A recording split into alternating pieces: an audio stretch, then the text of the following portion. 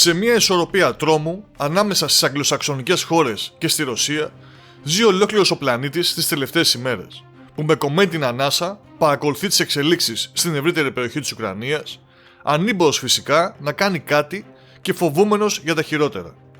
Το ποιος έχει δίκιο και ποιος έχει άδικο δεν θα υποθεί από εμάς σε αυτό το λιγόλεπτο βίντεο, αλλά θα παραθέσουμε κάποιες τελευταίες πληροφορίες ώστε να σχηματίσετε κι εσείς τη δική σας άποψη, ξεκινώντας από αυτές που έρχονται από τις ΗΠΑ και κάνουν λόγο για επικείμενη επίθεση της Ρωσίας στην Ουκρανία.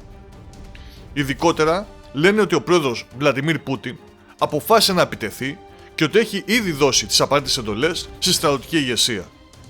Κάτι για το οποίο οι υπηρεσίες ασφαλείας ενημέρωσαν τους Αμερικανούς αξιωματούχους και αυτοί με τη σειρά τους ενημέρωσαν τους συμμάχους τους και έτσι ξεκίνησαν οι αποχωρήσεις των πολιτών και διπλωματών πάρα πολλών χωρών από τη χώρα.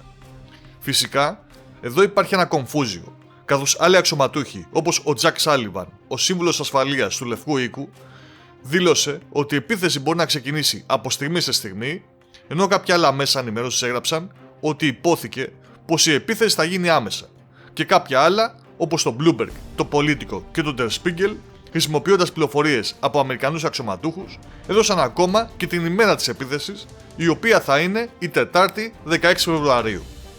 Η Δύση λοιπόν κατηγορεί τη Ρωσία ότι θα εισβάλει στην Ουκρανία και ότι έχει πληροφορίες γι' αυτό. Από την πλευρά της, η Ρωσία και πιο συγκεκριμένα η εκπρόσωπός της Μαρία Ζαχάροβα κατηγόρησε τη Δύση χθες βράδυ λέγοντας ότι η ιστερία στο Λευκό Οίκο είναι αποκαλυπτική περισσότερο από ποτέ. Οι Αγγλοσάξονες χρειάζονται πόλεμο, με κάθε κόστος. Οι προκλήσεις, η παραπληροφόρηση και οι απειλές είναι η αγαπημένη τους μέθοδο για να λύσουν τα δικά τους προβλήματα. Ενώ επισήμανε ότι ο ρόλος της Ουάσιγκτον και του Λονδίνου και η αποστολή τόσων όπλων στο Κίεβο προφανώς έχει να κάνει με κάποιες επιθετικές κινήσεις που έχουν σχεδιαστεί. Δεν ξέρω, ίσως μπερδευτήκατε.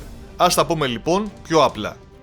Αυτή τη στιγμή οι Ηνωμένες Πολιτείες Αμερικής, το Ηνωμένο Βασίλειο και άλλες δυτικές χώρες πιστεύουν ότι εντός της επόμενης εβδομάδας ρωσικές δυνάμεις θα εισβάλλουν στην Ουκρανία.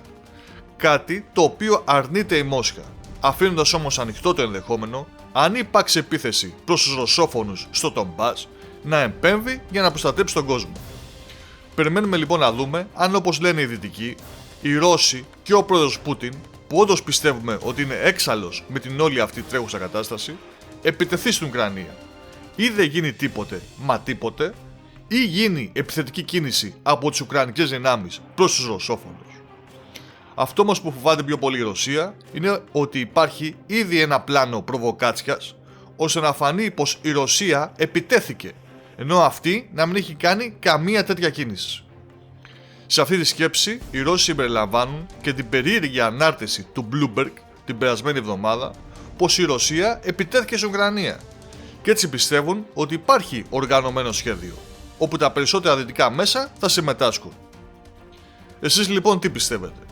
Ποιος λέει αλήθεια και ποιος λέει ψέματα? Γιατί και οι δύο να λένε αλήθεια δεν γίνεται.